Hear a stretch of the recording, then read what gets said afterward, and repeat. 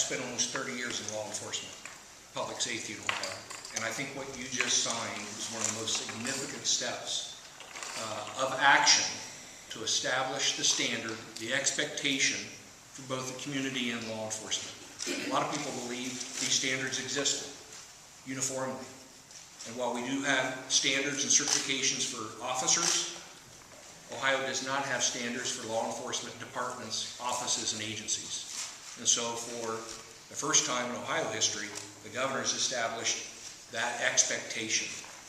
And it is an action item, and we will build on immediately with those first two policies of use of force, deadly force, the policy on recruitment and hiring, and the expectations that follow those policies to ensure that every officer in a department knows that, what that policy is, that they follow that policy, and that there's actions and consequences when you don't.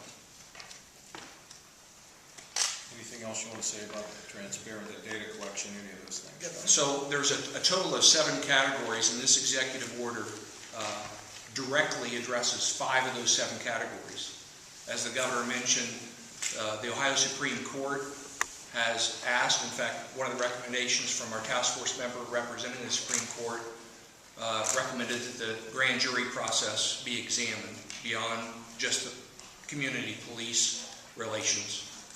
And as all of you know, the Attorney General has issued his report on the 7th category of what we recommended needed to be done, and that is in training.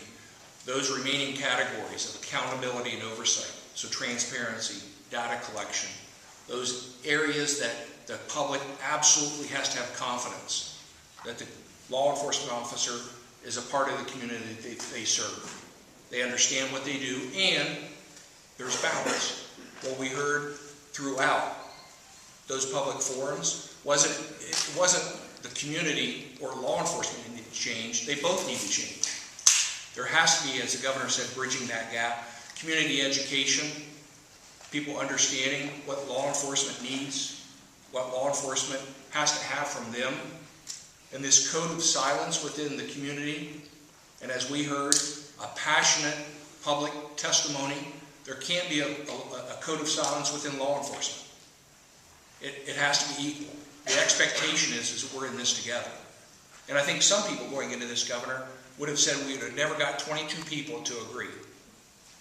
Not only did we agree for the first time on those, but we are in lockstep with the public we heard from. And so I think it's significant not only that we came to the recommendation of these 7 categories of action, but the fact is we're not waiting a day. That action starts today, and it doesn't stop. Trust is difficult to build. It's even more difficult to build when you lose it. So this is a win or lose every day. We win and lose the trust every day. So John,